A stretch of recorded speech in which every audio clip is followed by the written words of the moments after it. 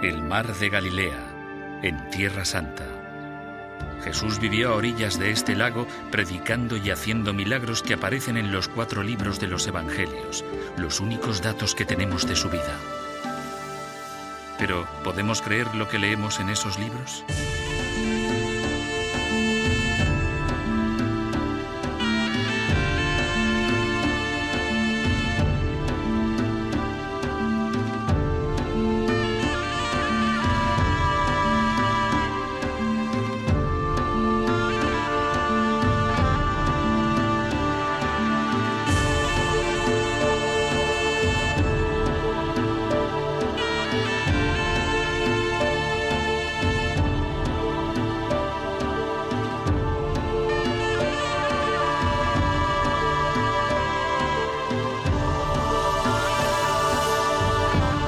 Testigos de la resurrección.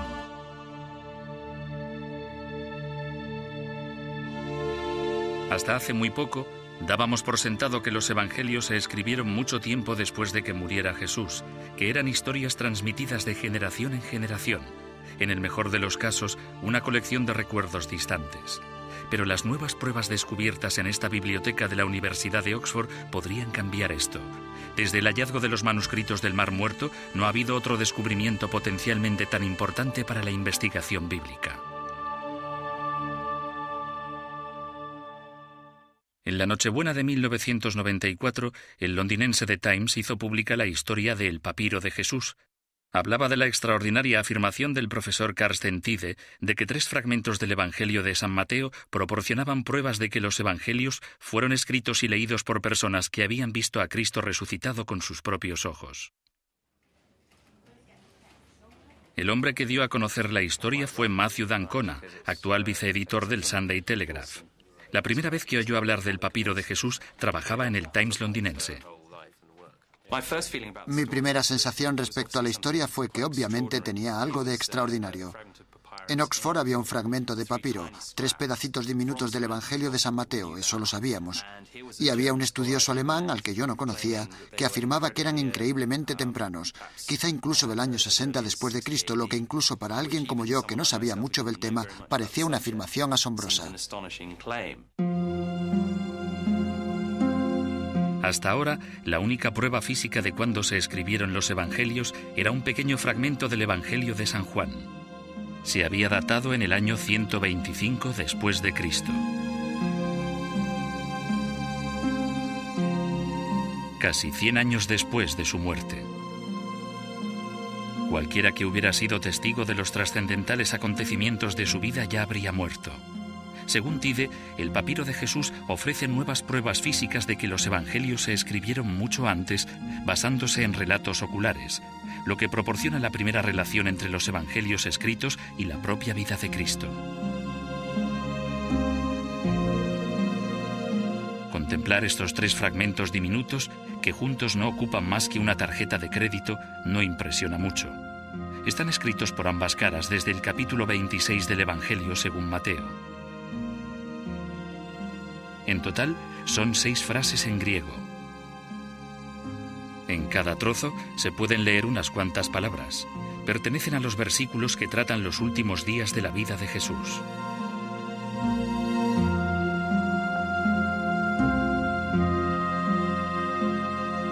Uno de ellos describe cómo lo unge María Magdalena cuando dice: se le acercó una mujer que llevaba un frasco de alabastro lleno de un perfume muy caro y lo derramó por su cabeza.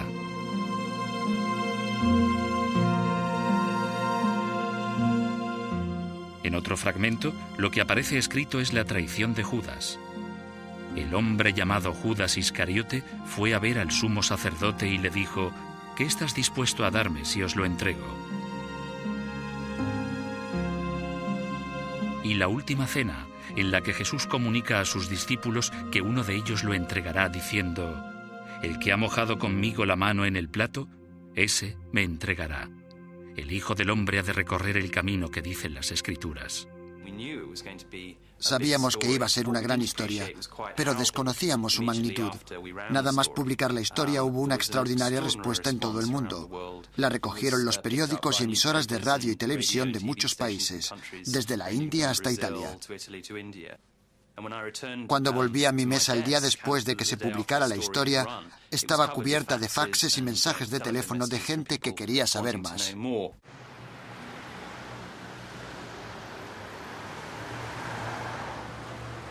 Y aunque casi toda la gente que se puso en contacto con d'Ancona en las semanas posteriores estaba muy emocionada por los descubrimientos de Tide, la respuesta que recibió de uno de los expertos en la materia fue claramente negativa. No creo que tenga razón en su afirmación de que estos pequeños fragmentos del Evangelio de Mateo se puedan fechar a mediados del siglo I. Junto con casi todos los expertos del campo, creo que estos fragmentos se escribieron hacia finales del siglo II. Todas las pruebas apuntan en esa dirección, y esa ha sido la visión que se ha tenido durante unos 40 años, y no veo razón para modificarla. Graham Stanton es el antiguo presidente de la Sociedad Internacional de Estudiosos del Nuevo Testamento y profesor en el King's College de la Universidad de Londres. A pesar de ser uno de los principales opositores a la afirmación de Tide, ve su atractivo. A la gente siempre le interesa algo nuevo que tenga que ver con Jesús. En este caso concreto, las afirmaciones son bastante poco habituales porque, en vez de menospreciar la fe cristiana, algo que sucede constantemente en los medios de comunicación, ocurre justo lo contrario. Estas afirmaciones parecen significar para algunas personas que los evangelios pueden ser bastante anteriores y quizá más fiables de lo que muchos habían supuesto, aunque yo no comparto ese punto de vista. d'Ancona se dio cuenta de que el descubrimiento de Tide había creado controversia y quería saber más. Había escuchado los argumentos de ambas partes del debate, pero quería ir más allá de los titulares para fijar las pruebas por sí mismo. Antes de seguir la senda de la erudición moderna, establecida por Tide, d'Ancona tenía que aclarar otro misterio. ¿Cómo llegó un antiguo documento griego hasta Oxford y llamó la atención de un erudito alemán?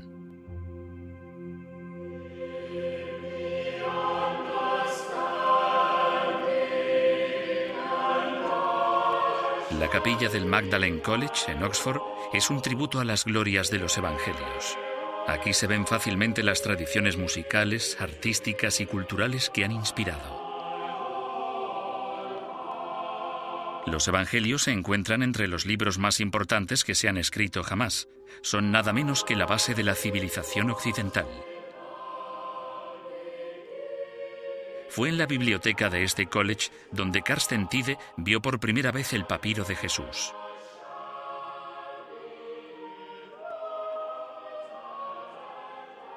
d'Ancona fue al Magdalen College a buscar pruebas sobre el escurridizo capellán victoriano Charles Hewlett, el hombre que puso el papiro al alcance de Tide. Sus pesquisas iniciales sobre Charles Hewlett desvelaron muy poco, pero descubrió que Hewlett estudiaba a los clásicos aquí, en el Magdalen College. Esta fotografía se tomó cuando era estudiante, entre 1882 y 1886. Estudió muchos documentos antiguos, como los evangelios en su original griego. Este conocimiento le permitiría años más tarde reconocer que los diminutos fragmentos del papiro de Jesús eran versículos del Evangelio de Mateo. Tras graduarse, Hewlett se trasladó aquí, al Wycliffe Hall de Oxford, para formarse como pastor. En Wycliffe recibió una educación evangélica. Los evangélicos creían que lo escrito en los evangelios era verdad literalmente y en cada detalle. Hewlett se graduó en Wycliffe con una sólida fe en las enseñanzas de los evangélicos y un deseo de difundir la buena nueva de los evangelios.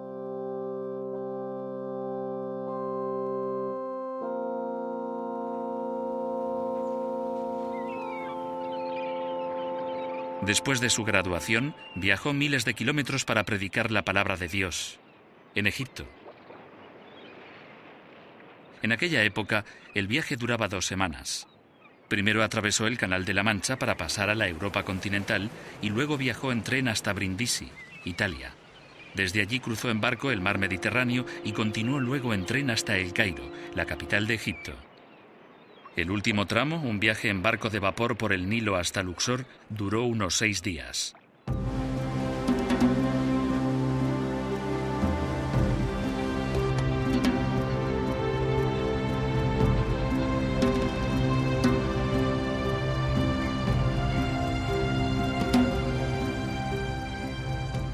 d'Ancona repitió el viaje del capellán a Luxor con la esperanza de que allí encontraría más pistas sobre los orígenes del papiro. Probablemente fue un barco de vapor parecido a este el que tomó Hewlett para ir a Luxor. En una época en que Gran Bretaña dominaba medio mundo, no era extraño que un hombre como Hewlett aceptara su llamada cristiana en una tierra extranjera. Pero aún así, sin duda estaría inquieto. Se trataba de su primer viaje al extranjero y sin duda no tenía ni idea de que iba a descubrir lo que ahora sabemos que es un tesoro de incalculable valor.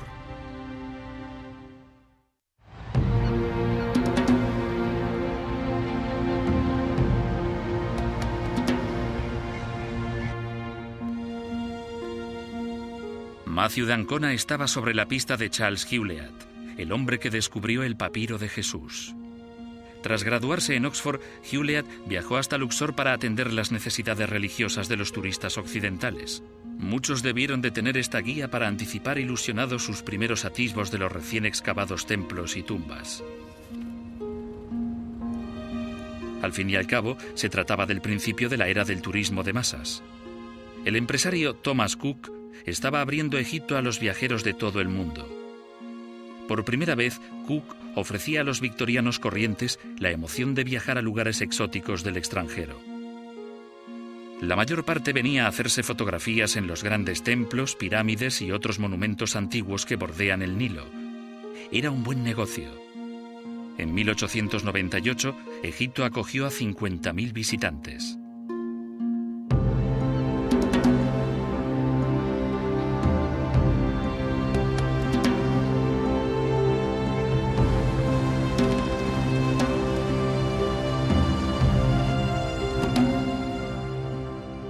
Al acercarse a Luxor, resulta sencillo imaginar la emoción que debió de sentir Hewlett al ver por primera vez sus grandes monumentos.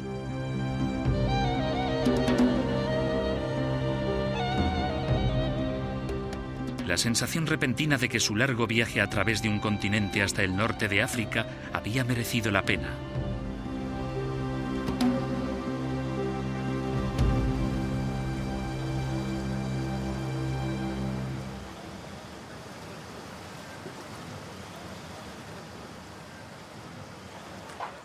A principios de siglo, los barcos de vapor de Thomas Cook atracaban aquí, como siguen haciendo hoy en día. A la mayoría de estos turistas los llevaban al Luxor Hotel, construido también por Cook, y uno de los pocos hoteles de Luxor en aquella época.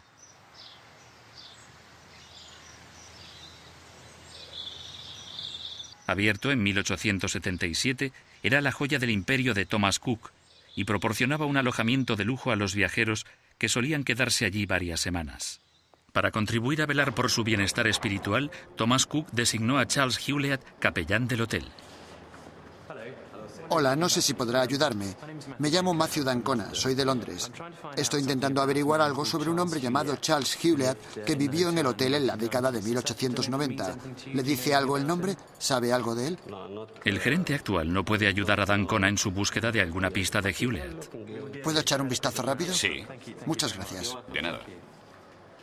Pero en el vestíbulo hay pruebas de la edad de oro del hotel, cuando además de turistas, Luxor estaba lleno de exploradores y arqueólogos. Hay un retrato de Howard Carter, el hombre que descubrió la tumba de Tutankamón en 1922.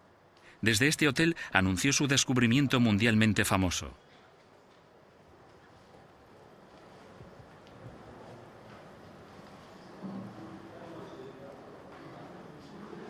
Hay cuadros de David Roberts, un artista escocés que ejecutó una famosa serie de imágenes de Egipto en el siglo XIX. Esta es la del Templo de Luxor.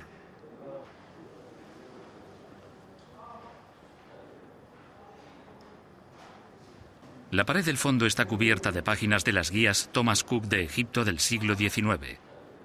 Incluyen información sobre el Luxor Hotel, un lujoso refugio en el que los ricos pasaban sus vacaciones a gusto.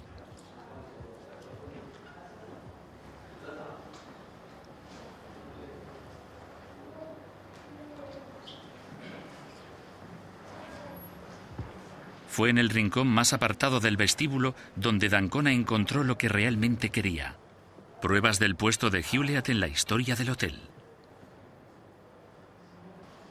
Una página de la edición de 1905 de la guía explica cómo los huéspedes pueden asistir a los servicios que celebra en el hotel el reverendo C.B. Hewlett a las 8, 10:30 y 18 horas.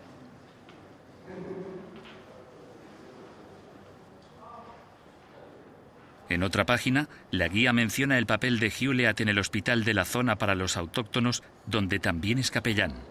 Se había fundado en 1891, financiado por una acuestación organizada por la familia Cook.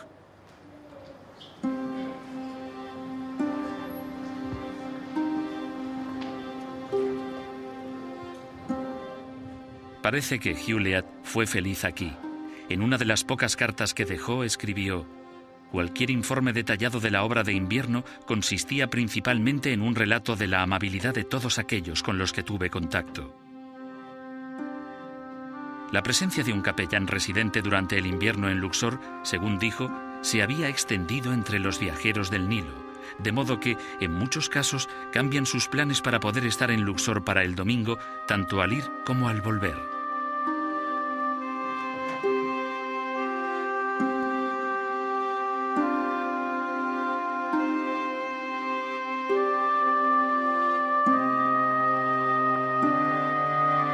En la actualidad, el hotel es un lugar bastante lúgubre.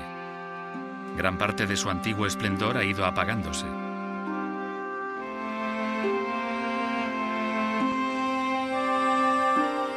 Pero en la azotea, la vista es exactamente como debía de ser en la época de Hewlett. Al otro lado del jardín, no muy lejos, se vislumbra el magnífico templo de Luxor.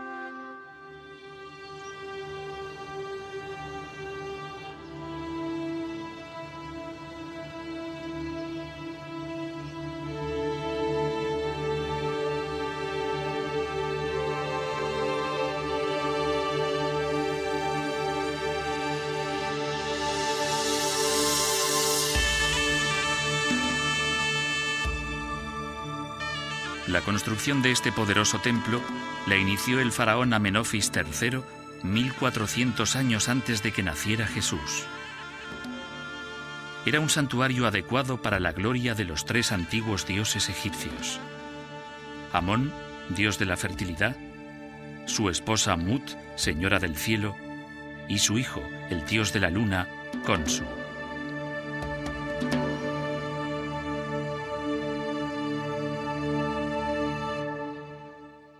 Durante los milenios que pasaron, disminuyó la importancia que el templo tenía para la gente. En el siglo XIX, gran parte de su estructura quedó enterrada por la arena, el cieno y el barro.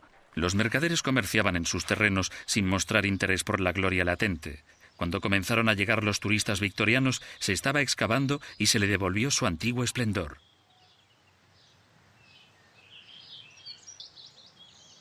La renovación del templo fue uno de los grandes logros de los arqueólogos del siglo XIX, que llegaron a Luxor para rescatar de las arenas la antigua civilización egipcia.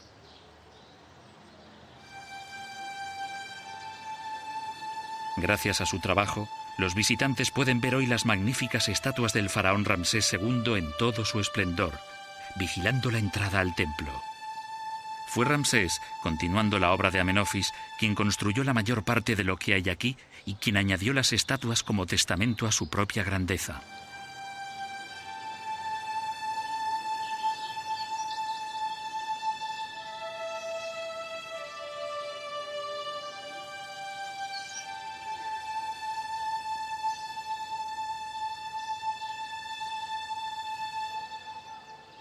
Los hermosos relieves, conservados por la arena durante miles de años, honran a los dioses a quienes está dedicado este templo.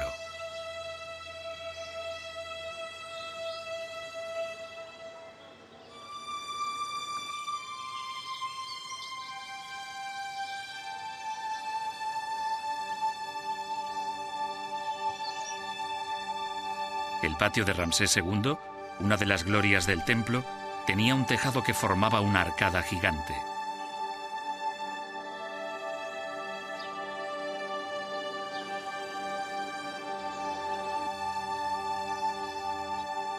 La investigación de Ancona le reveló que el templo era uno de los lugares favoritos de Hewlett. Lo visitaba regularmente, maravillado por la escala de los majestuosos monumentos de esta antigua civilización.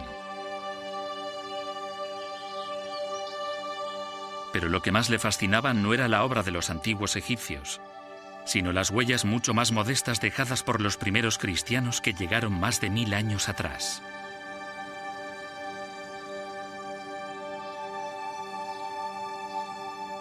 Lo último que uno esperaría encontrar en un antiguo monumento egipcio sería una cruz cristiana.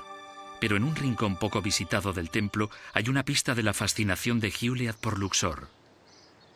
Egipto fue uno de los primeros lugares del mundo de los que se apoderó el cristianismo, y en el siglo IV los cristianos egipcios consagraron algunas partes del templo de Luxor.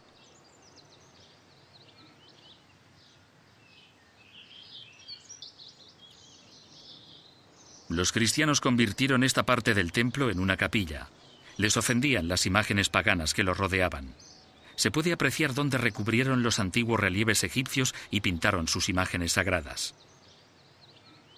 En otros lugares sigue habiendo huellas de su censura. Cincelaron los brazos, piernas y caras desnudos de los antiguos egipcios.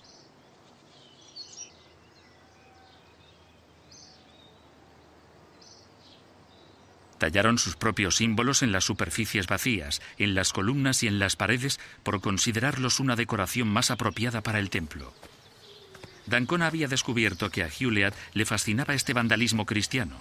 En una carta señalaba con aprobación evangélica los restos de la época en que los cristianos habían consagrado estas reliquias paganas al servicio de su Señor, que también es el nuestro.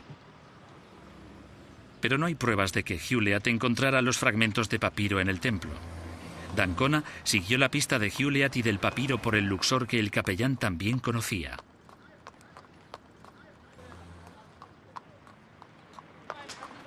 Viajó con un carro tirado por un caballo, igual que lo habría hecho Hewlett en aquella época.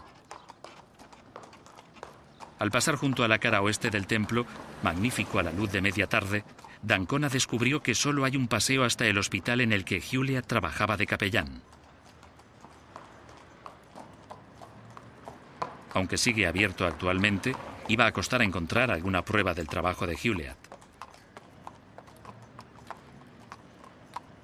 Al igual que en tantos otros aspectos, su vida y logros han caído en el olvido. La pista de este escurridizo victoriano se desvanece rápidamente.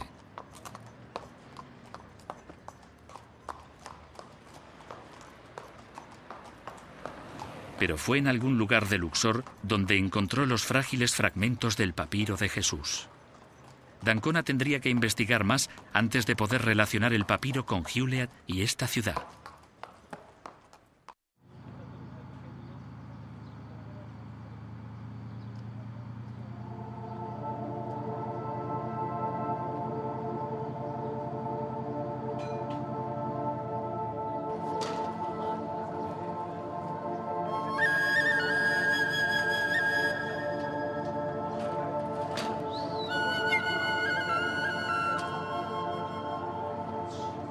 El río Nilo separa Luxor de la orilla oeste.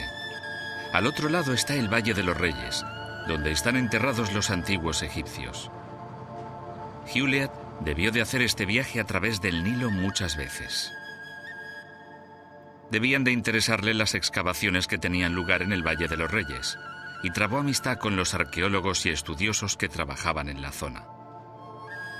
En el Valle de los Reyes se hicieron muchos descubrimientos emocionantes en torno a la época que Hewlett pasó en Luxor, como el descubrimiento de la tumba del rey Tutankamón. Aquí, la gente sigue fabricando papiros para la escritura. De hecho, puede que el papiro de Jesús se hiciera muy cerca de este lugar. Egipto exportaba el producto acabado por toda la cuenca del Mediterráneo, y más hacia el norte, sur y este. Saber cómo está hecho este material nos ayudará a comprender cómo ha sobrevivido durante 2000 años el papiro de Jesús. Aquí, los papiros siguen creciendo en pantanos de agua dulce, como lo han hecho durante miles de años.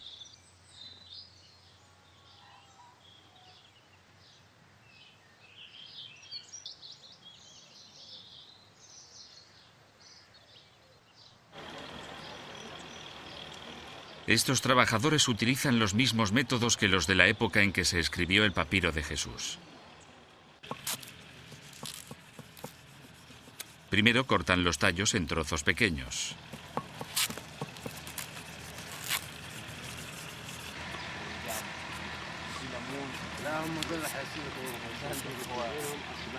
Luego lo rebanan con cuidado en tiras estrechas.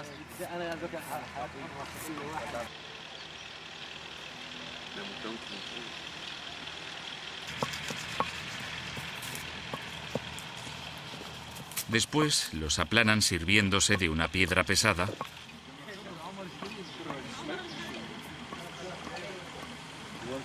y los colocan en agua durante un par de días para ablandar las fibras. Los trabajadores toman las tiras flexibles y las disponen entrecruzadas. De esta forma se secarán para formar el papel.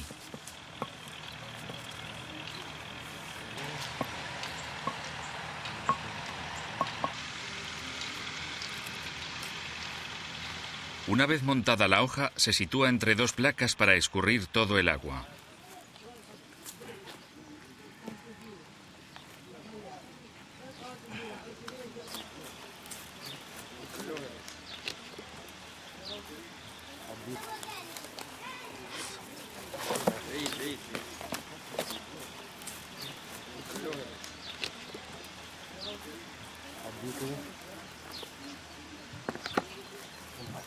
Se coloca una piedra pesada encima para acelerar los procesos de secado y alisamiento.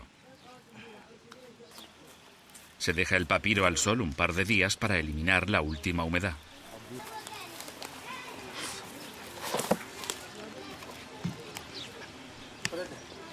El material de escritura que resulta al final es fuerte y flexible. En un clima cálido y seco, un manuscrito de papiro como el papiro de Jesús puede durar fácilmente miles de años.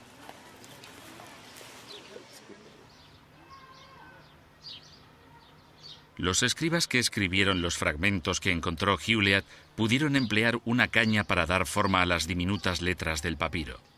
En ocasiones, los papiros también se decoraban utilizando pigmentos brillantes, igual que hacen en la actualidad estos artesanos, recreando los espectaculares dibujos y símbolos de la antigua civilización egipcia.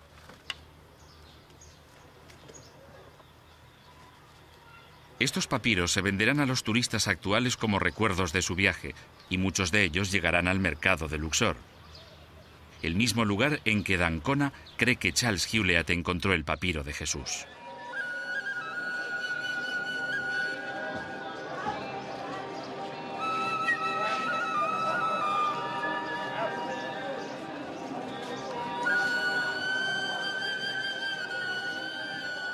Es probable que Hewlett viniera aquí a menudo en busca de artilugios antiguos. En la época de Hewlett, el mercado de Luxor era un lugar famoso por la venta de antigüedades. En aquella época había un comercio activo de artilugios robados por todo Oriente Próximo. La comunicación y el intercambio de productos entre las diversas avanzadillas del antiguo Imperio Romano se remontan a hace más de 2000 años. La educación clásica de Hewlett pudo enseñárselo, así que al llegar al mercado pudo haber estado buscando no solo antigüedades egipcias, sino también artilugios griegos y cristianos. Era una oportunidad muy buena para alguien que sabía que lo que buscaba podía traer consigo algo especial. En la actualidad, el mercado viene a ser igual que entonces, pero solo se pueden comprar papiros de recuerdo en los bazares y tiendas de antigüedades de la ciudad. Es imposible conseguir lo auténtico. Incluso con lo poco que sabemos de Hewlett, no cuesta imaginar su emoción la primera vez que viera los fragmentos de papiro. Debían de estar en un puesto del mercado muy parecido a este. Hewlett debió de reconocer inmediatamente los breves pasajes de sus amados evangelios. ¿Cuál es el papiro más antiguo que tienes? Aquí tengo unos 75 papiros. ¿No sería posible encontrar algo de unos 1000 años de antigüedad? No, ¿Dónde podría conseguir algo tan antiguo? eso se encuentra en las tumbas. ¿En Luxor no hay sitios en los que se puedan comprar ahora? No, nunca te encuentras ese tipo de cosas a la venta en las tiendas. Eso se encuentra en el templo, en las tumbas. Al igual que hoy, pudo hacer trueque al menor precio posible, intentando esconder su creciente entusiasmo. Quiero comprar este. Vale, 50. No, 10. Le haré un descuento si quiere y se lo dejo por un precio de 50. 10. Si quiere comprar alguno más, No, solo este y nos vamos. vale, se lo doy porque es la primera vez que viene a Egipto y quiero conocerle. Vale, muy bien. Y le haré el 50% como muestra de hospitalidad. Vale, aquí tiene. Muchas gracias. Muy bien, deme la mano.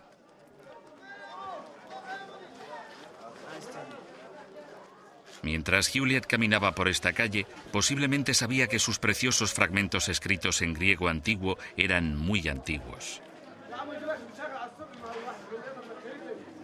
Probablemente los llevó a su hotel para estudiarlos.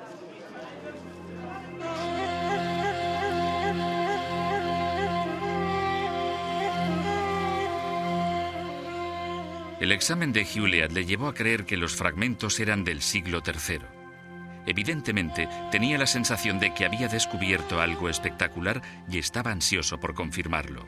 Empaquetó el papiro y lo envió a su antiguo college de Oxford.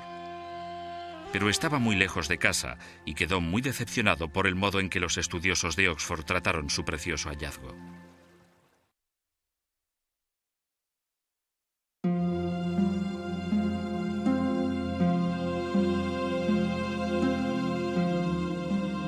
En octubre de 1901, el reverendo Charles Juliet envió a Oxford sus 3 fragmentos de papiro. Esperaba que allí estuvieran tan emocionados como, sin duda, lo estaba él por el descubrimiento. Este es el sobre en el que los mandó. Mateo 26 se refiere a los versículos del Evangelio escrito en el papiro de Jesús, pero también escribió en el sobre, encontrados un año después, pero evidentemente de la misma hoja. Esto sugiere que Juliet ya había enviado otros fragmentos del mismo papiro. Por desgracia, no hay rastro de ellos en la actualidad. Nunca sabremos qué antiguos misterios podrían haber resuelto estos papiros perdidos. Juliet esperó ansioso un acuse de recibo de su precioso papiro de Jesús por parte del Magdalen, pero no llegó.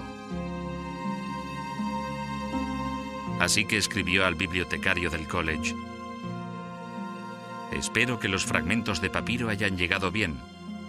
Mi madre los mandó por correo certificado el 11 o 12 de octubre. Sin embargo, no sabemos nada de su llegada.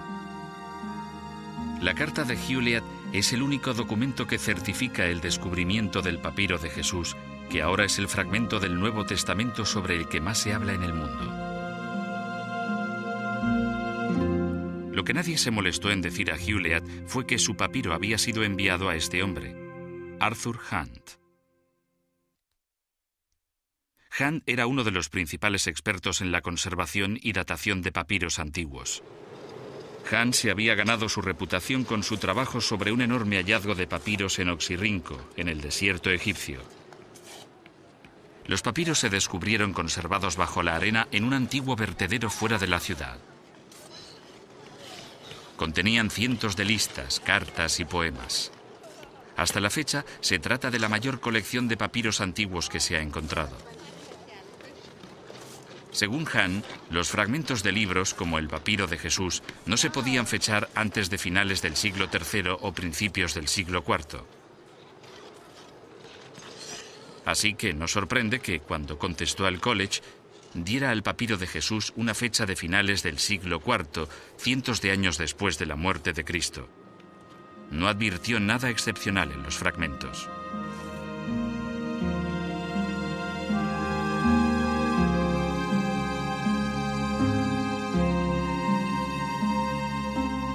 El bibliotecario del college colocó los fragmentos en el fondo de esta vitrina en un rincón poco utilizado de la biblioteca.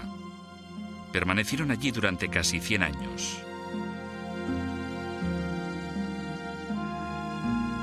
En cuanto a Juliet, su ministerio como pastor en Luxor finalizó. Ya con esposa e hijos, fue enviado al otro lado del mar Mediterráneo, a la ciudad de Mesina, en Italia. Sería su traslado fatal.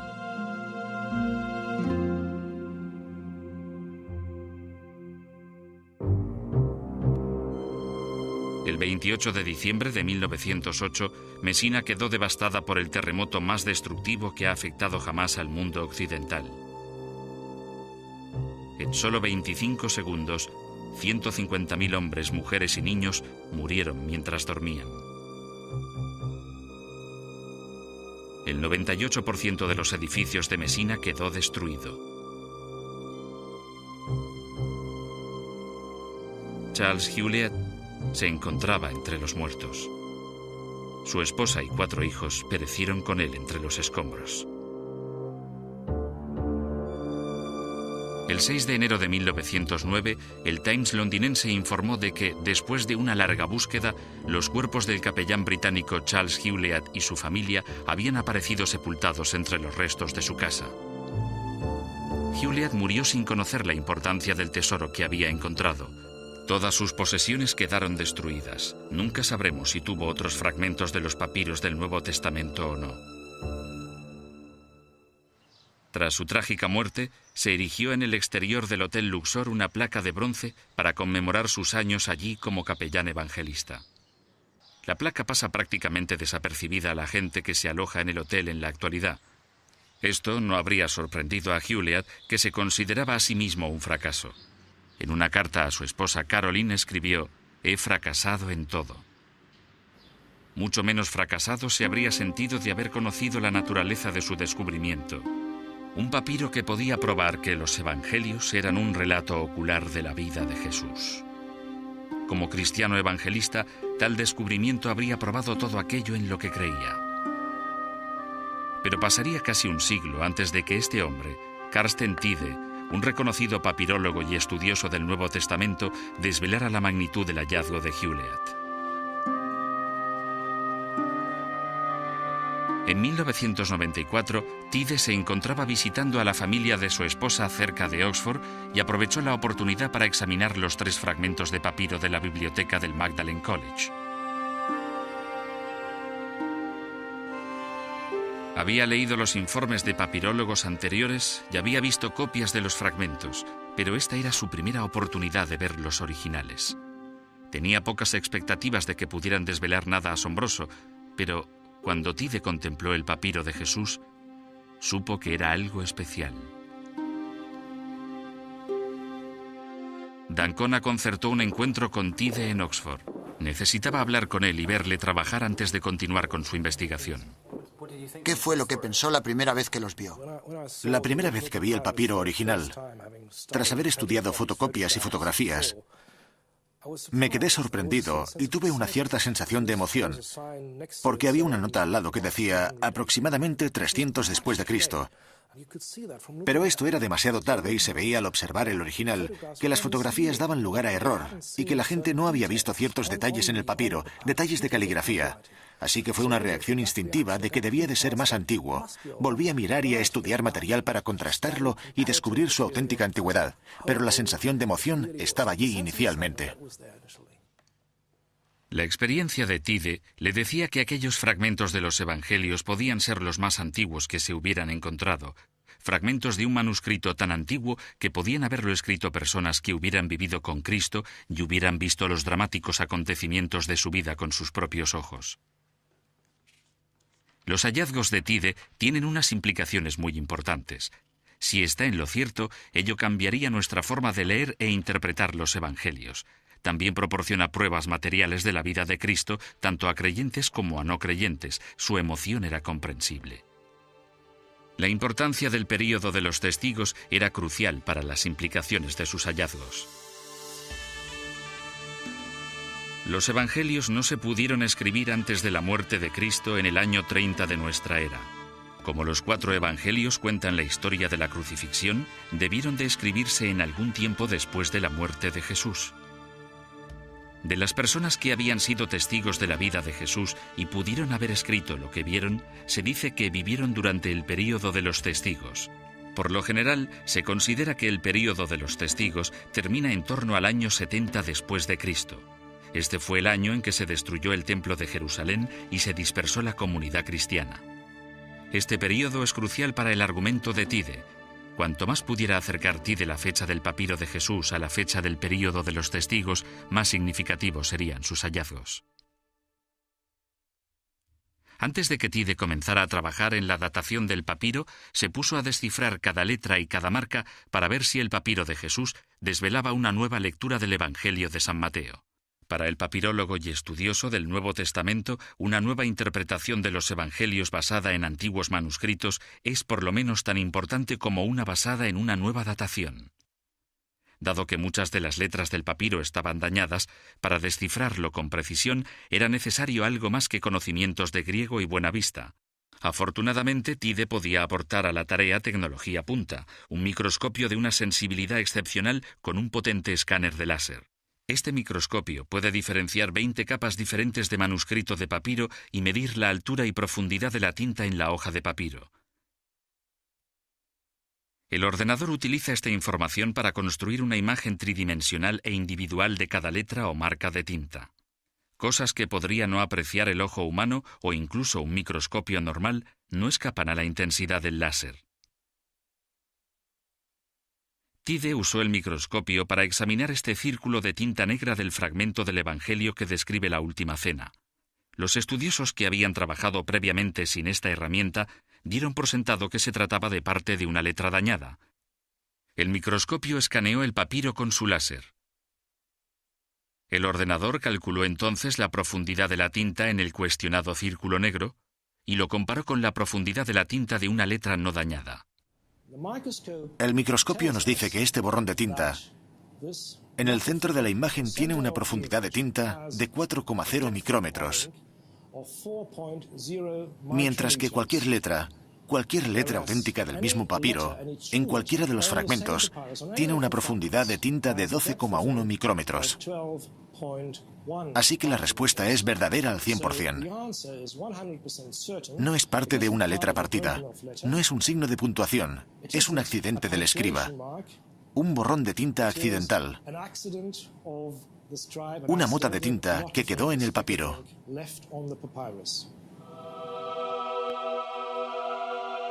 Los estudiosos creían que la mota de tinta era o bien un signo de puntuación o bien una letra dañada, pero la investigación de Tide demuestra que en realidad no se trata más que de un borrón accidental de tinta que dejó el escriba en el papiro. Esta identificación cambia la forma de leer y traducir el versículo de la Última Cena. Bueno, intentemos visualizar la escena. En la Última Cena están Jesús y 12 discípulos. De pronto Jesús predice que uno de ellos va a traicionarlo. Así que todos ellos dicen, los 12, incluido Judas, que es el que lo traicionará, ¿soy yo, Señor? Antes creíamos que los discípulos hablaron uno tras otro después de que Jesús hiciera esa dramática predicción de que uno de ellos lo traicionaría. Eso suena un poco extraño. Uno no espera que 12 hombres respondan uno tras otro en una situación tan dramática.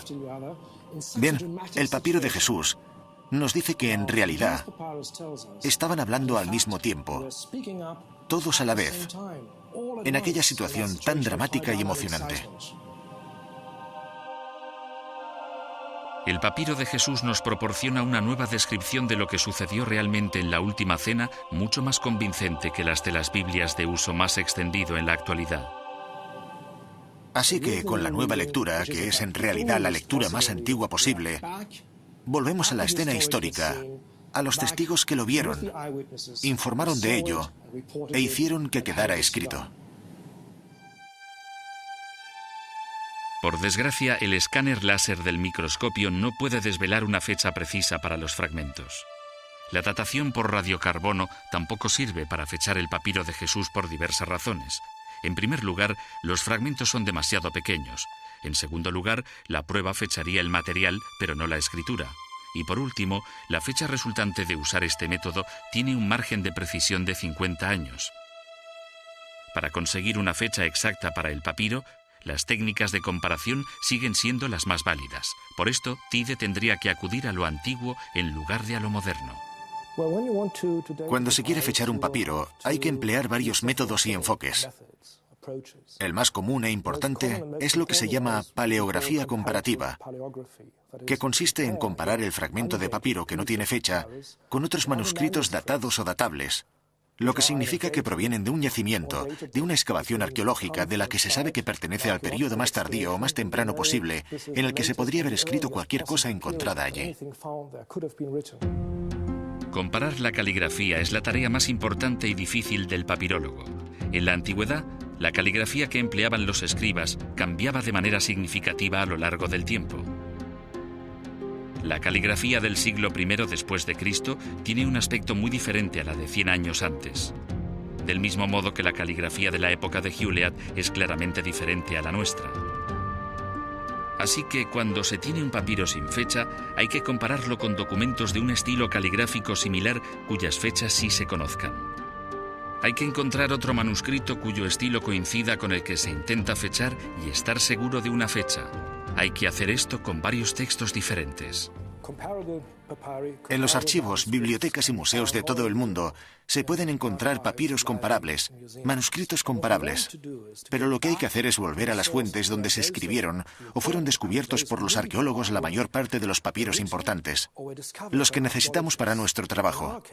Y en nuestro caso, ese sitio es Israel, Tierra Santa, con el Qumran, con los manuscritos del Mar Muerto, con algunos de los wadis de Hana al-Heber e incluso de la fortaleza de Mesada. En todos estos lugares se encontraron fragmentos de pergamino, cuero, papiro e incluso pedazos de cerámica, tiestos, llamados ostraca. Y todos ellos pertenecían a un periodo datado o datable para que pudiéramos usarlos. Debemos ir allí y mirarlos, mirar incluso en los lugares en los que se encontraron. Para descubrir por qué usted cree que el papiro es tan antiguo como dice, ¿tengo que ir a Tierra Santa? Nuestra tarea de detectives nos lleva al lugar o lugares donde ocurrió todo, donde vivieron los testigos, donde transmitieron los relatos de lo que habían visto, donde se escribieron, guardaron y descubrieron los manuscritos supervivientes más antiguos, algunos de los cuales necesitamos para nuestro trabajo. Así que había llegado la hora de que Matthew d'Ancona siguiera los pasos de Tide. Primero en Nahal Heber.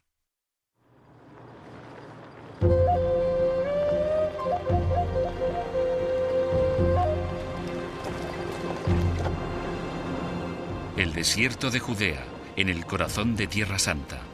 Aquí es donde Tide comenzó su búsqueda de manuscritos para compararlos con el papiro de Jesús.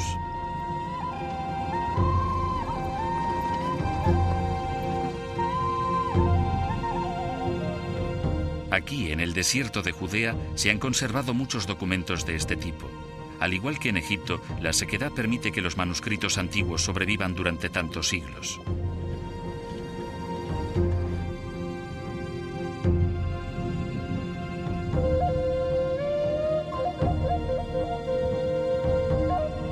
Se trata de un lugar aislado y peligroso para los que no conocen la zona. El guardia de la zona, David Menninger, es el guía de d'Ancona.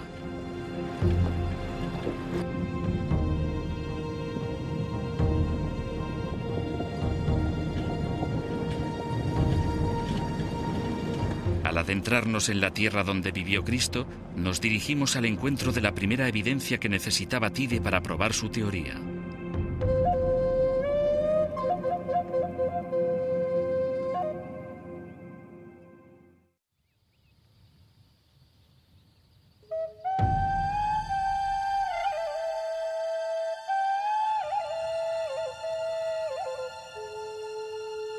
El paisaje es inhóspito pero hermoso, un lugar eterno con una historia sobrecogedora.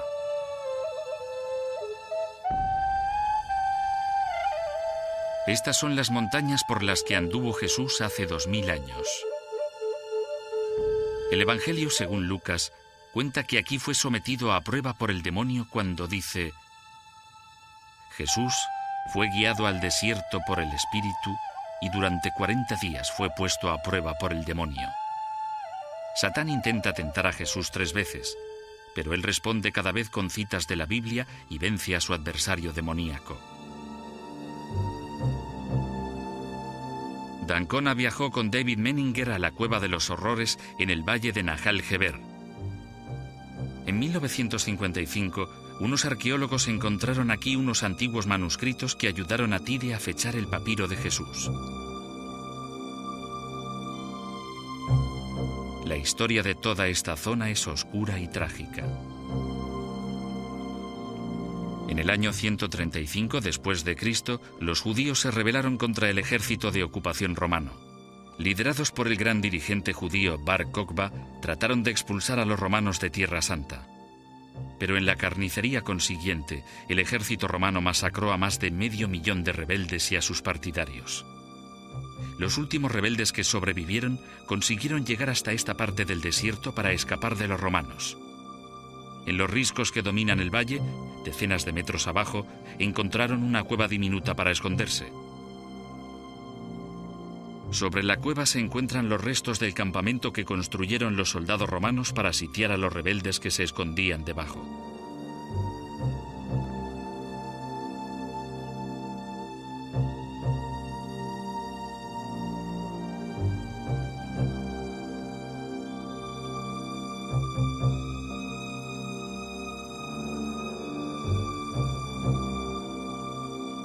Los rebeldes permanecieron en la cueva durante varios meses. No es extraño que los romanos ganaran esta despiadada guerra de desgaste.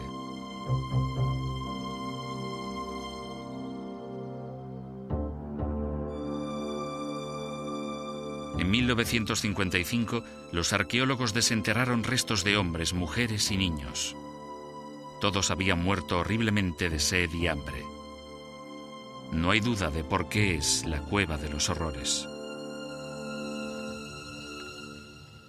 Aparte de los huesos, encontraron sus posesiones. Y lo que es más importante, encontraron manuscritos que pertenecían a una fecha segura. Ninguno de los manuscritos podía haber sido escrito después del año 135 después de Cristo, la fecha de la masacre. Este es uno de los manuscritos encontrados en la Cueva de los Horrores. Procede del manuscrito de los profetas menores. Tide sabía con absoluta certeza que no podía ser posterior al año 135 y la datación de la caligrafía sugería que era incluso más antiguo. Descubrió que la caligrafía de este manuscrito presentaba similitudes notables con la del papiro de Jesús. En primer lugar, vio que su aspecto general era comparable al del papiro de Jesús. Las letras eran rectas y verticales. No hay signos de puntuación ni espacios entre las palabras. Después, mirando las letras individualmente, Tide también encontró similitudes reveladoras. La letra Ro se extiende por debajo de la línea natural en ambos documentos. La barra horizontal de la letra eta está ligeramente por encima de la altura media entre las dos líneas. Estos trazos son muy poco habituales y son pruebas de que los escribas que redactaron los dos documentos se escribieron en la misma época. La fecha asignada al papiro de Jesús cuando Tide lo encontró era cercana al año 300 después de Cristo, pero el trabajo de Tide muestra su gran similitud con el manuscrito de la Cueva de los Horrores, y como dicho manuscrito no puede de ningún modo ser posterior al año 135, tenemos una nueva fecha para el papiro de Jesús. Hemos dado un impresionante salto atrás en el tiempo, pero Tide aún tiene que salvar casi 70 años para mostrar que el papiro de Jesús encaja realmente en el período de los testigos.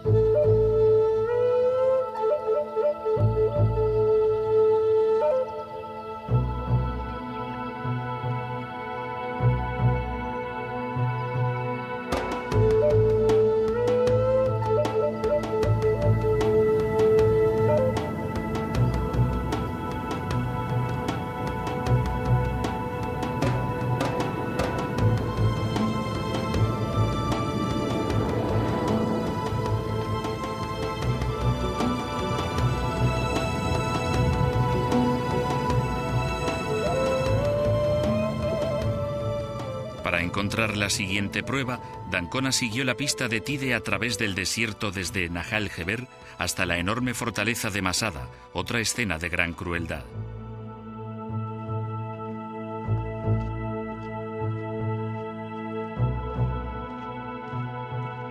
Esta roca gigante se eleva 400 metros por encima del desierto.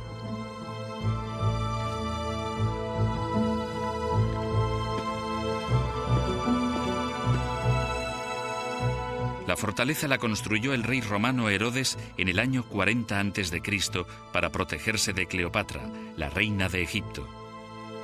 Pero en el año 66 después de Cristo, los nacionalistas judíos, conocidos como celotes, arrebataron Masada a los romanos.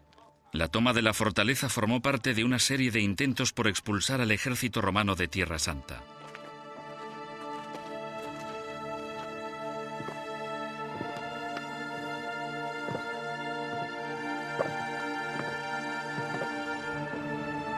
Determinados a acabar con el levantamiento judío, 15.000 soldados romanos sitiaron Masada desde campamentos situados alrededor de la base de la montaña. En vísperas del asalto final de los romanos, en el año 73 después de Cristo, los celotes eligieron suicidarse en grupo para que no fueran sus enemigos quienes les quitaran la vida.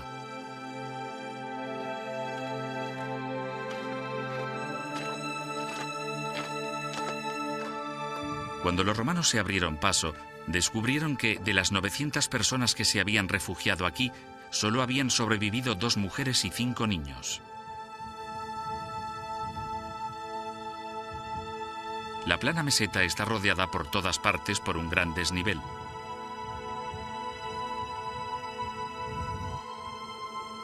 Al echar un vistazo desde aquí, se ve fácilmente por qué Masada era una fortaleza natural tan buena.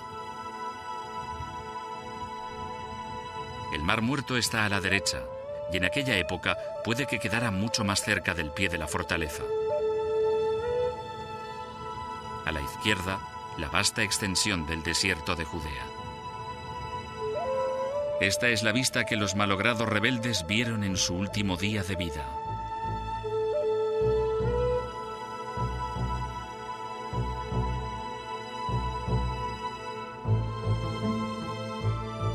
Sabemos que los rebeldes murieron en el año 73 después de Cristo, menos de 50 años después de la muerte de Cristo. Así que es posible que algunos de los hombres y mujeres más ancianos que se suicidaron aquí hubieran sido testigos del ministerio de Jesús en Galilea, al norte de Masada, e incluso de su crucifixión. Y como Masada quedó intacta hasta que los arqueólogos la excavaron en 1966, cualquier cosa encontrada aquí que pudiera tener relación con el papiro de Jesús tendría un enorme impacto sobre la teoría de Tide. Nos acercaría un paso más al período de los testigos.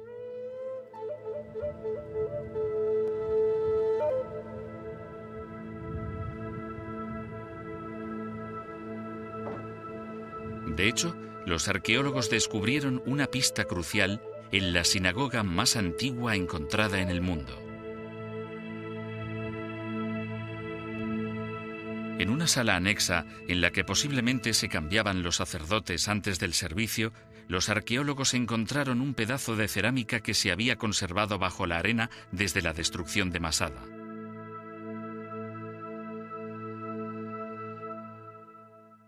Este es el fragmento de cerámica. Tiene la palabra Lea escrita en griego. No sabemos quién era Lea, ni a qué se refiere la inscripción del fragmento, pero una vez más, lo significativo es la caligrafía. Tide descubrió que este estilo de caligrafía era casi idéntico al del papiro de Jesús. Una vez más, el aspecto general es el mismo, letras verticales sin unión. Un estilo de caligrafía conocido como uncial. Es decisivo que las letras individuales también poseen rasgos casi idénticos. Podemos ver que en la alfa la línea de en medio tiene forma diagonal. Comienza abajo a la izquierda y traza un ángulo hacia arriba a la derecha en lugar de ser horizontal. Las yotas tienen arriba lo que se llama serif, un ensanchamiento notable. El hecho de que el fragmento de Lea y el papiro de Jesús compartan tales similitudes estilísticas nos indica que casi con total seguridad fueron escritos en la misma época. El fragmento encontrado en la Cueva de los Horrores llevaba la datación del papiro de Jesús a antes del año 135 después de Cristo, pero las pruebas de Masada lo llevan aún más atrás, a antes del año 73 después de Cristo, el año en que fue destruida Masada. Así que ahora nos encontramos a tan solo unos años del período de los testigos. Para dar el siguiente paso, Tide necesitaba ver los manuscritos más famosos, los manuscritos del Mar Muerto.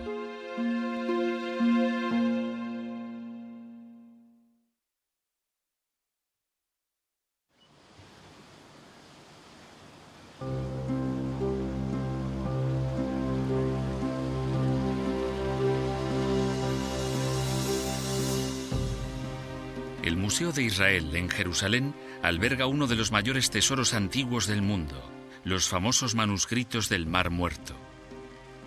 El Santuario del Libro se incorporó al museo en 1965. Se dice que el distintivo diseño se parece a las tapas encontradas en las tinajas en las que se descubrieron los manuscritos sagrados.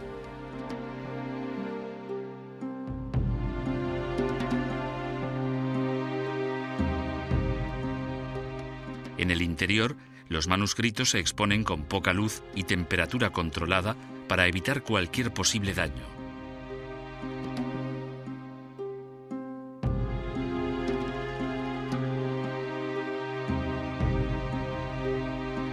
Los manuscritos fueron encontrados hace 50 años por un pastor beduino en el desierto de Judea.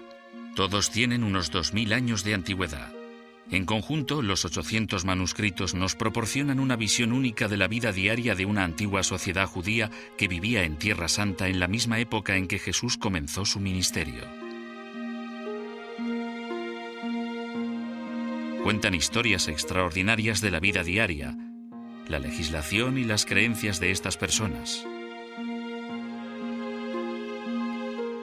Aunque la mayor parte de los manuscritos se encontró en fragmentos que tuvieron que unirse, algunos manuscritos de cuero aparecieron casi intactos.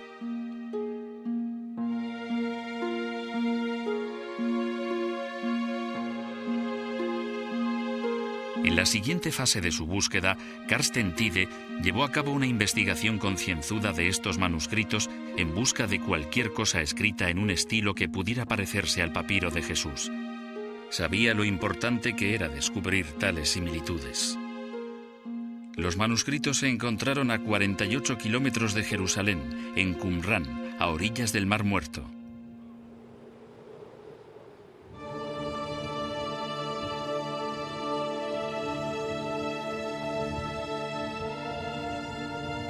En Qumran vivía la antigua sociedad judía conocida como los esenios. En el año 152 a.C. se fueron de Jerusalén descontentos por la forma de llevar el templo. Creían que los valores religiosos se habían ido perdiendo de manera escandalosa y se retiraron al desierto para formar su propia comunidad basada en una vida sencilla de estudio y oración. Vivieron en este escondite aislado del desierto durante más de 200 años, separados e independientes de la cúpula judía de Jerusalén. De nuevo, seguir la pista de la investigación de Tide ha llevado a Dancona al lugar de una antigua masacre. Dancona se reunió con un estudioso de Qumran, Hanan Eshel, que le mostró el lugar. Al igual que había sucedido en la Cueva de los Horrores y en Masada, los esenios iban a encontrar un final trágico a manos de los romanos. En el año 68 después de Cristo, la 10ª legión romana entró desde Jericó e hizo salir a los esenios quemando sus casas y destruyendo para siempre su forma de vida. Los esenios debieron de sentir que se acercaba el final, porque tal y como sabemos ahora, escondieron su tesoro más sagrado, los 800 manuscritos que formaban su biblioteca en las cuevas que rodeaban Qumran. El asentamiento de Qumran quedó entonces escondido por la arena durante 2000 años. Todo lo que hay aquí permaneció intacto hasta 1947, cuando un pastor beduino tropezó con los preciosos manuscritos de los esenios. Una vez más, Tide sabía que cualquier cosa encontrada aquí debía ser anterior al año 68 después de Cristo, año en que los romanos destruyeron el asentamiento. Así que, si algo de lo descubierto aquí se parecía al papiro de Jesús, proporcionaría pruebas cruciales para apoyar una datación incluso anterior. Y esta es la cueva en la que se encontró esa prueba crucial.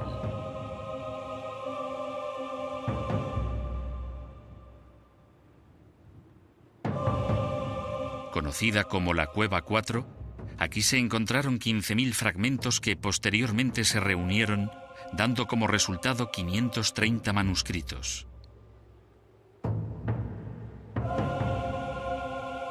Había quien pensaba que los soldados romanos habían rajado los manuscritos con la intención de destruir para siempre la biblioteca esenia, pero, por suerte para Tide, los fragmentos sobrevivieron protegidos una vez más por la seca arena.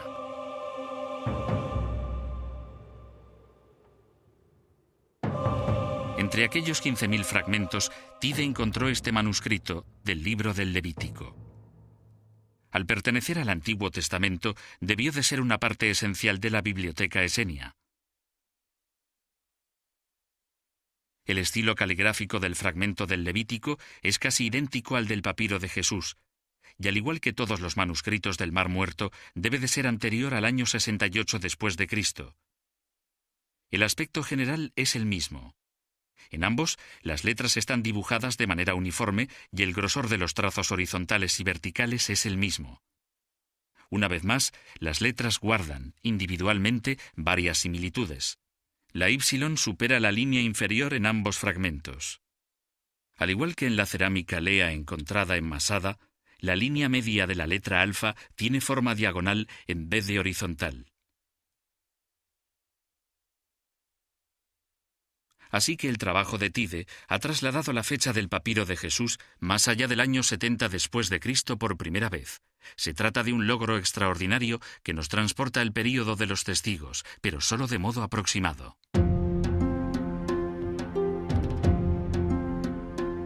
Cuanto más cerca del período de los testigos conduzca Tide el papiro de Jesús, más seguros podremos estar de que los evangelios fueron escritos por personas que conocieron a Cristo. Así que, ¿existen pruebas de que los evangelios se escribieran incluso antes? ¿Es posible mostrar que fueron escritos bien entrado el período de los testigos? Hay indicios en la geografía de Tierra Santa que sugieren una fecha anterior.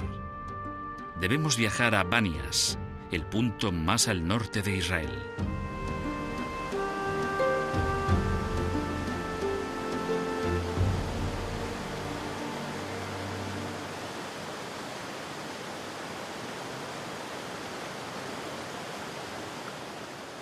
Aquí, en la fuente del río Jordán, se encuentra el punto más septentrional visitado por Jesús y sus discípulos. Y al igual que el desierto, el exuberante paisaje de Banias es rico en historias del Evangelio. Es el lugar en que el discípulo Simón reconoció la auténtica naturaleza de Jesús. Los Evangelios nos cuentan que fue aquí donde Simón declaró que Jesús era el Cristo, el Hijo de Dios vivo.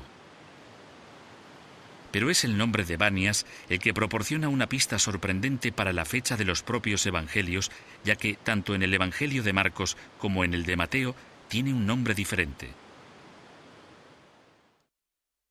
Los evangelios se refieren a este lugar como Cesarea de Filipo. Este nombre ya no se usaba después del año 62 después de Cristo, cuando el rey Herodes lo cambió por el de Banias. El uso en Mateo del nombre antiguo sugiere que pudiera haber sido escrito cuando aún se usaba el nombre antiguo antes del año 62 después de Cristo. Este cambio de nombre es otro indicio de que los evangelios se escribieron dentro del período de los testigos. En el nacimiento del río se encuentra la antigua ciudad de Banias. Fue construida por Herodes en honor del dios pagano Pan. Aquí Jesús rebautizó a Simón como Pedro, después de que Simón declarara que él era el Hijo de Dios. Tal y como nos dicen los Evangelios, «Y yo te digo que tú eres Pedro, y sobre esta piedra voy a edificar mi iglesia, y las puertas del Hades no la vencerán». Y esta cueva de aquí, en el templo pagano, parece ser la puerta a la que se refería Jesús como si realmente fuera la puerta del infierno.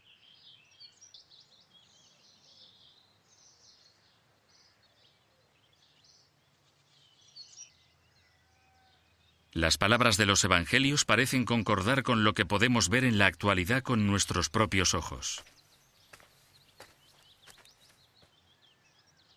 Aquí, en Banias, los evangelios empiezan a interpretarse como el relato de los testigos. Con la intención de datar los evangelios más atrás en el tiempo, Tide regresó al desierto, a Qumrán y a los manuscritos del Mar Muerto. Aquí, en la Cueva 7, que estaba derrumbada, los arqueólogos habían encontrado otro fragmento diminuto de los manuscritos que, según Tide, podía adentrarnos más en el período de los testigos. Este fragmento diminuto, con letras escritas en griego, no es mayor que un sello postal. La investigación de Tide ha mostrado que se trata de otro fragmento del Evangelio cristiano, esta vez del Evangelio según San Marcos, y contiene algunas palabras del capítulo 6.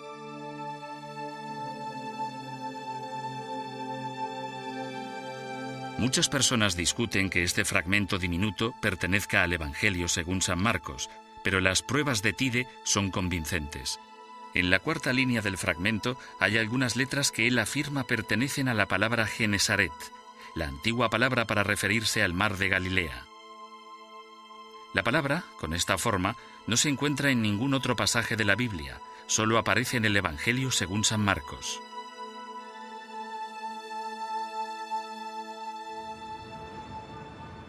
Tide encontró más pruebas en Jerusalén de que el fragmento pertenecía al Evangelio según San Marcos. Matthew d'Ancona trasladó la investigación de Tide sobre el fragmento según San Marcos aquí, al Museo John Rockefeller, en el que se almacenan enormes cantidades de artilugios preciosos de Tierra Santa.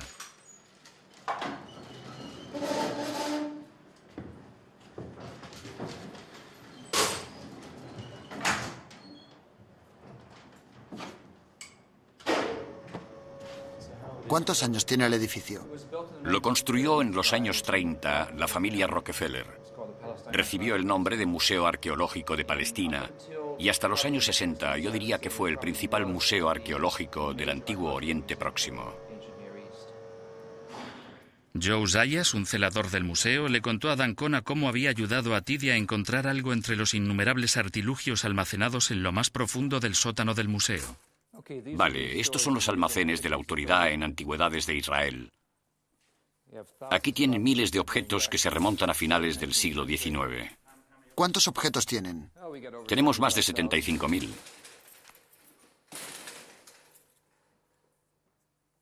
Está muy extendida la idea de que el Evangelio de San Marcos se escribió en la ciudad de Roma, y es este detalle histórico el que ha permitido a Tide elaborar su teoría. Tide había oído que se había encontrado una tinaja con la palabra Roma al lado del supuesto fragmento de San Marcos en la Cueva 7 de Qumrán. Según él, era la tinaja en la que estaba el manuscrito del Evangelio según San Marcos. Y supongo que lo que quería ver, que seguramente sea lo más interesante, es esta tinaja. Esta es la famosa tinaja de la Cueva 7 de Qumrán. ¿Cómo se encontró?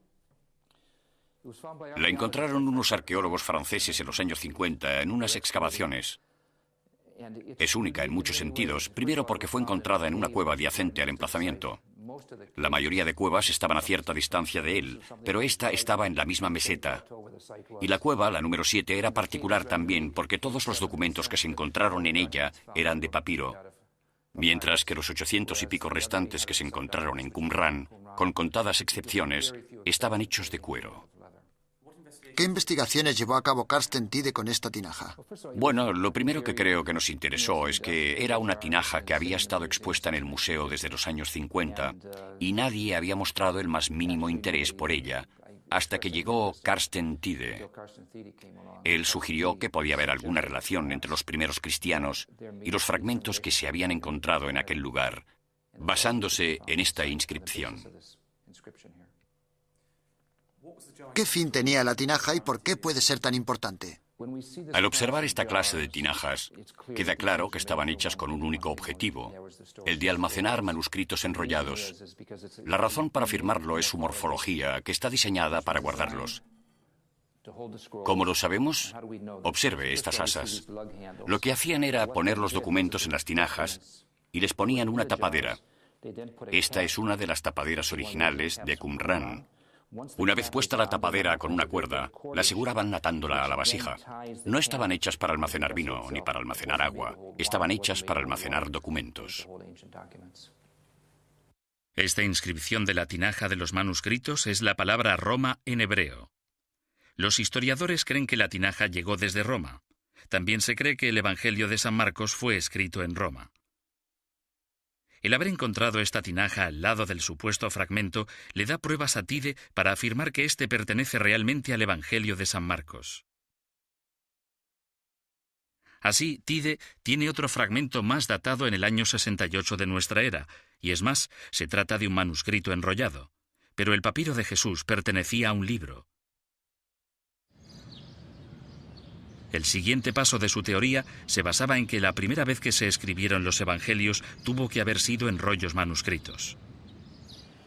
El hecho de que el fragmento de Marcos de Qumran sea un rollo nos dice que los primeros cristianos escribían en rollos, que la primera generación de escritos cristianos estaban en rollos. De ahí que podamos decir que había un rollo manuscrito con el Evangelio según San Mateo antes del fragmento del libro del papiro de Jesús que tenemos ahora. Este argumento es vital. Hasta que se descubrió el fragmento de Marcos en Qumran, se creía que los cristianos escribieron los evangelios solo en libros. Sin embargo, ahora hay pruebas de que primero fueron escritos en rollos, que fueron copiados posteriormente a libros, como el papiro de Jesús.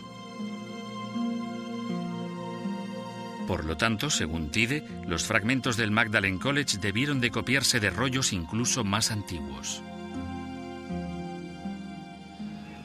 El hecho de que hubiera rollos manuscritos antes del formato en libro nos dice que debió de haber un rollo manuscrito del Evangelio de San Mateo anterior al papiro de Jesús. Hay suficientes pruebas para afirmar que este Evangelio en particular y los otros Evangelios pertenecen al período de los testigos. Tide ha demostrado mediante sus comparaciones con documentos de la Cueva de los Horrores, de Masada y de Qumran que el papiro de Jesús tiene que ser anterior al año 68, aunque el descubrimiento de Qumran implica que los primeros evangelios fueron escritos en rollos. Si esto es cierto, quiere decir que debió de existir un rollo manuscrito del Evangelio de San Mateo muy anterior, perdido en la actualidad, pero del que se habría copiado el papiro de Jesús. Tide ha afirmado que los evangelios fueron escritos en los 20 años posteriores a la muerte de Jesús. Un error que han cometido muchos estudiosos, muchos lectores de los evangelios, ha sido tratar a las personas que los escribieron como estúpidos y analfabetos que se dedicaron a recoger lo que podían. Y muchas veces ni se les ha tratado como individuos, sino como comités que eran libres de inventar historias sobre Jesús, palabras o afirmaciones de Jesús, según las necesidades específicas de sus comunidades. Si retrocedemos gracias a los papiros, gracias a los manuscritos, al papiro de Jesús, al rollo manuscrito de Marcos del Qumran, volviendo al período de los testigos, esta vía de escape de la historia a la leyenda se acaba a los pies de los historiadores modernos y de los escépticos. Ahora estamos tratando una vez más, como los primeros cristianos, información histórica. ¿Quiere decir que una de las cosas que nos dice el papiro de Jesús es que debemos considerar seriamente los evangelios como fuentes históricas? El hecho de que tengamos documentos que datan del período de los testigos quiere decir que los primeros cristianos estaban intentando conservar información histórica sobre el Jesús histórico, que entrevistaron a testigos oculares. Sabían qué había pasado y podían escribir lo que creían que era verdad, que era correcto históricamente. Y esto es en parte el resultado más importante de los análisis de tales manuscritos, que podemos retroceder como historiadores a los textos para ver cómo aquellos testigos y quienes los entrevistaron trataron la información histórica que tenían en sus manos. Ya no es un mito, no es una leyenda, es historia.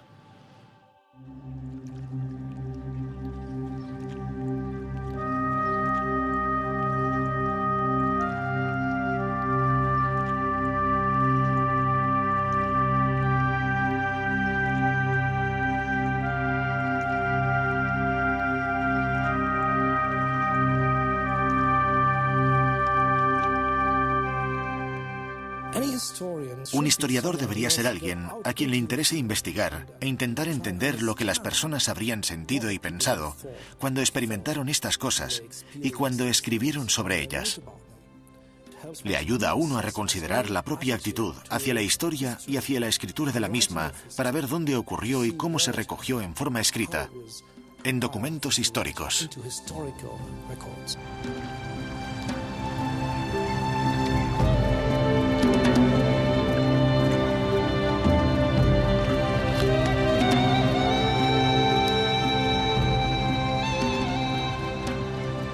El mar de Galilea es el lugar en el que Jesús llevó a cabo su primer ministerio, en el que comenzó el cristianismo.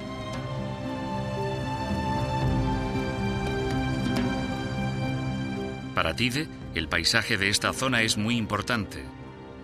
Si hay que tratar los evangelios como documentos históricos, entonces el paisaje debería reflejar los acontecimientos e imágenes que describen.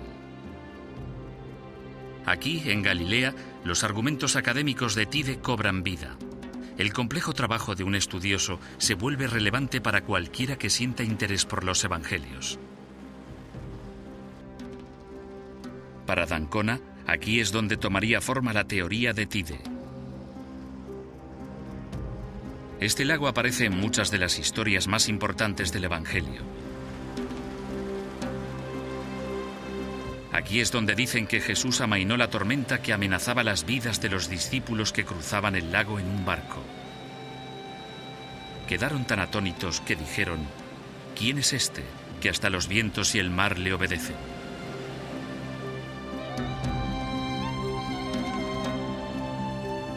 En una colina sobre el lago se encuentra el Monte de las Bienaventuranzas. Es el lugar en el que se dice que Jesús pronunció el Sermón de la Montaña. Este sermón estableció la fe de Jesús y pasó a formar el fundamento ético de la fe cristiana. En el mundo grecorromano, la mayor parte de los profesionales poseía la habilidad de la taquigrafía. San Mateo, que como Mateo Leví era cobrador de impuestos, poseía probablemente esa habilidad. Si los evangelios son relatos oculares, tal y como sugieren los hallazgos de Tide, no hay razón para creer que Mateo u otro testigo no se hubiera sentado con los discípulos en la misma montaña a anotar las palabras de Jesús mientras él las decía.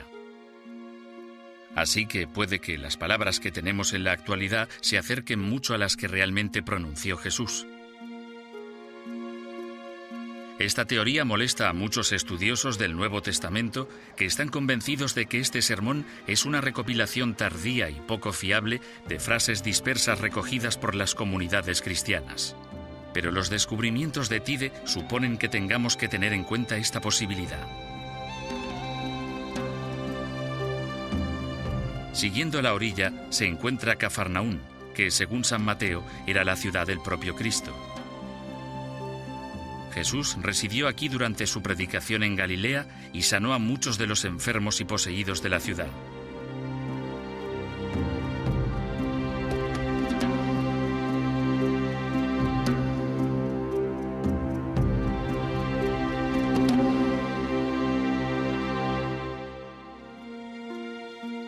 El lago está lleno de lugares que conmemoran la vida y muerte de Jesús.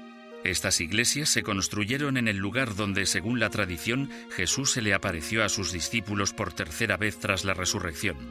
Los evangelios nos cuentan cómo Jesús habló a los discípulos diciendo: «Dios me ha dado toda autoridad en el cielo y en la tierra. Id, pues, y haced discípulos míos a todos los habitantes del mundo». Muchos de estos lugares reciben su nombre únicamente porque la tradición local los relaciona con acontecimientos concretos del Evangelio.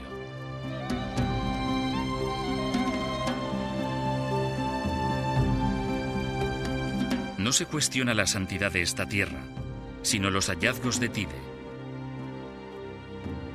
Aunque Tide haya conseguido partidarios de su hipótesis, de vuelta a Londres, el profesor Graham Stanton sigue sin estar convencido. Yo no descartaría la posibilidad de que se pudiera descubrir un fragmento de los evangelios perteneciente a un período tan temprano como mediados del siglo I. No, es totalmente imposible. Creo que es muy poco probable, pero no totalmente imposible. Aunque mi discrepancia fundamental con Tide se refiere a su interpretación de las pruebas papirológicas. Las objeciones de Stanton se basan en dos puntos. En primer lugar, él cree que, al haber encontrado los fragmentos del papiro de Jesús en Egipto en el siglo XIX, la comparación de Tide debería haberse limitado solo a documentos encontrados en Egipto.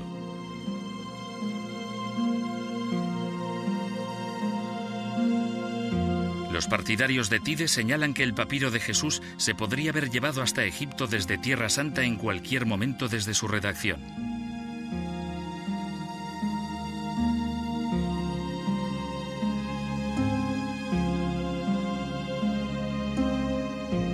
La segunda acusación de Stanton contra Tide es más grave, pero también más difícil de probar. Stanton cree que Tide ha exagerado el grado de similitud del papiro de Jesús con los documentos fechables que ha utilizado en sus pruebas. Así que, por estas dos razones diferentes, no acepto que haya atribuido una datación de mediados del siglo I a los fragmentos de Mateo de Oxford.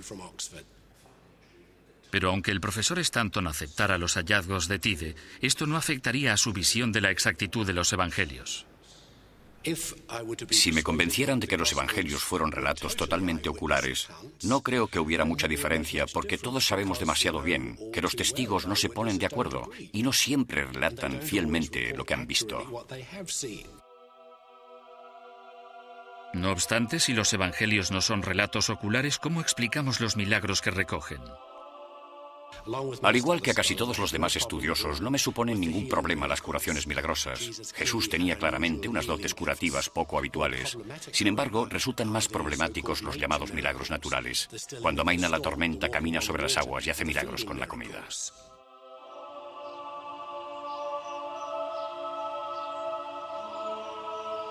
El emplazamiento de uno de los milagros alimenticios más famosos es este, la iglesia de Tapga, a orillas del lago de Galilea. Aquí es donde, según los evangelios, Jesús alimentó a 5.000 personas con 5 panes y 2 peces. San Mateo escribe: «Luego tomó en sus manos los 5 panes y los 2 peces, y mirando al cielo, dio gracias a Dios, partió los panes, se los dio a los discípulos, y ellos los repartieron entre la multitud. Los que comieron eran unos 5.000 hombres, sin contar las mujeres ni los niños».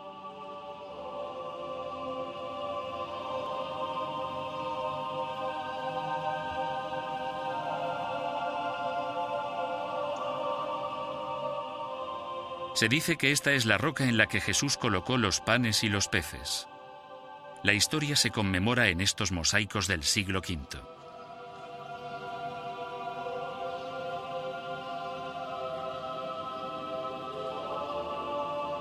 Para Stanton, la historia de este milagro es simbólica y no se puede interpretar literalmente.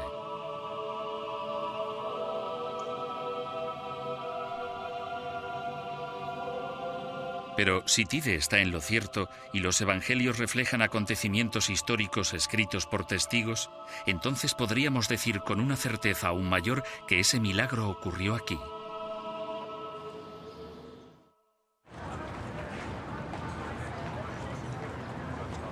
Jerusalén.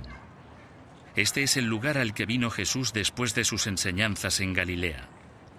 Aquí fue traicionado por Judas y, por supuesto, aquí fue crucificado.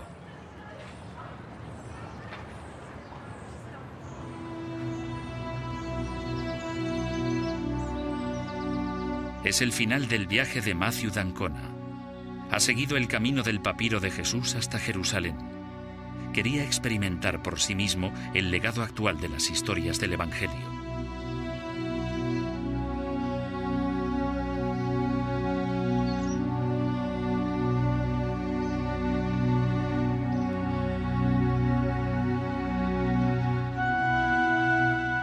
Vía Dolorosa, en la ciudad vieja de Jerusalén. Según la tradición, Jesús siguió este camino para llegar al lugar de su crucifixión.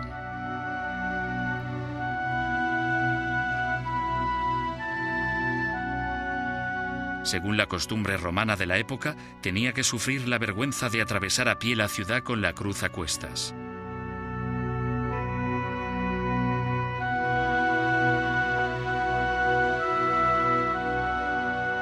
Pero muchos dudan si Jesús siguió realmente este camino, ya que, al igual que sucede con la mayoría de las historias del Evangelio, fue la fe y no las pruebas históricas lo que estimuló la religión.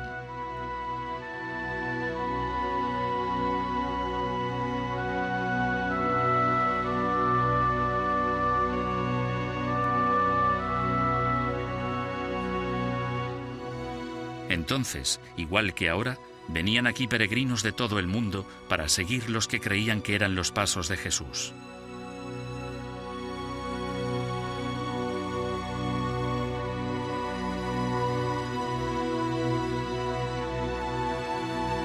Vienen a ver las 14 estaciones del Vía Crucis, cada una de las cuales conmemora uno de los dramáticos acontecimientos del agonizante último camino de Jesús hacia la muerte. La cuarta estación marca el lugar donde se cree que María, la madre de Jesús, le habló de camino al Gólgota.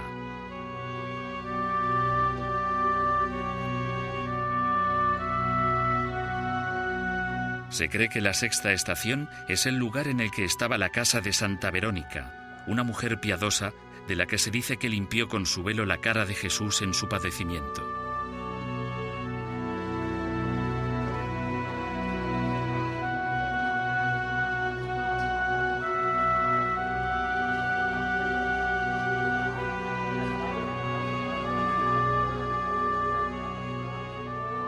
Y en la séptima estación se dice que Jesús cayó por segunda vez bajo el peso de la cruz.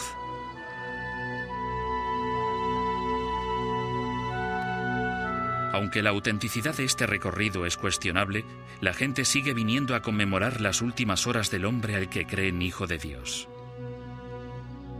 Para estas personas, la fe cuenta mucho más que las pruebas científicas.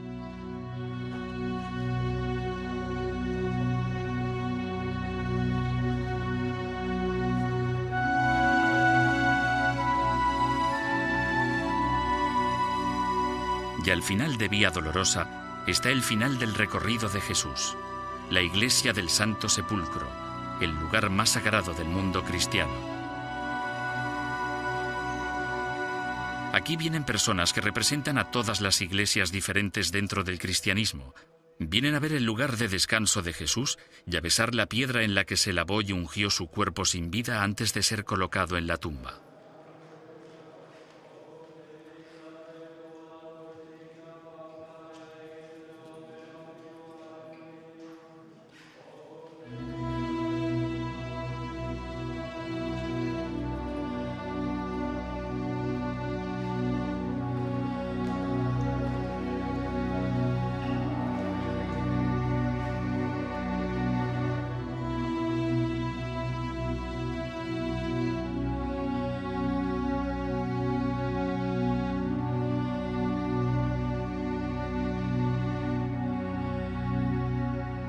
Aquí se puede ver la tumba que, según cuentan, es el lugar en el que yació el cuerpo de Cristo tras su crucifixión.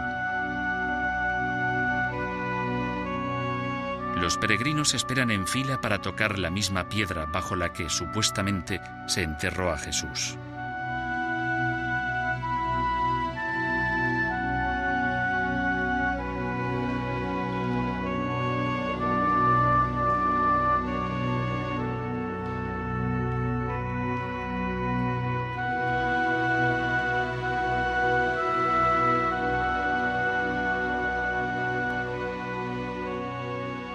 Conmueve especialmente ver, 2000 años después, el profundo sentimiento que sigue inspirando su muerte.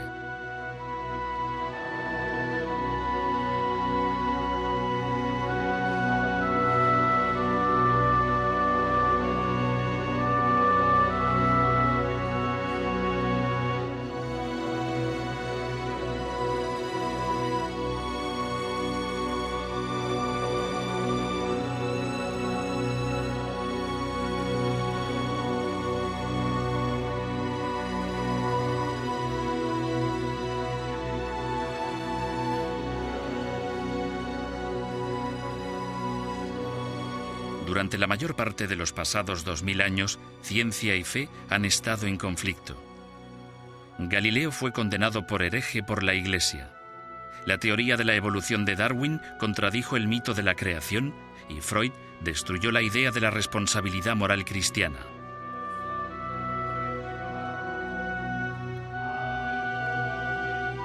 Pero en la obra de Carsten Tide, la ciencia se ha convertido en la auxiliar de la fe en vez de en su principal enemiga, fomentando la fe en vez de minarla. Los evangelios pretenden conseguir dos cosas. Quieren fortalecer la fe de sus lectores, pero no con leyendas, no con historias entretenidas, bonitas o divertidas, y ni siquiera con fragmentos tristes sobre la pasión del Señor, sino con hechos históricos. Así que los hechos históricos por un lado y el fortalecimiento de la fe de los creyentes por el otro lado no es una contradicción. Es sin duda algo que ya hicieron otros historiadores de la antigüedad. Siempre hubo un mensaje, siempre hubo una tendencia, algo que la gente quería transmitir. En el caso de los evangelios, se trata del mensaje del Jesús histórico, que es también el Cristo de la fe. Dos caras de la misma moneda. Aún así, ningún científico puede decir que los evangelios sean verdad literalmente en cada una de sus palabras. Solo pueden formarse un juicio sobre si son auténticos. Y si se puede mostrar que los evangelios son más auténticos de lo que hasta ahora han creído los estudiosos, entonces el Jesús de la historia y el Cristo de la fe se convierten en uno solo. Casi 100 años después de que el capellán Charles Hewlett encontrara el papiro de Jesús, se ha descubierto la magnitud de su importancia. La historia y los evangelios se nos presentan ahora bañados por la nueva luz del entendimiento.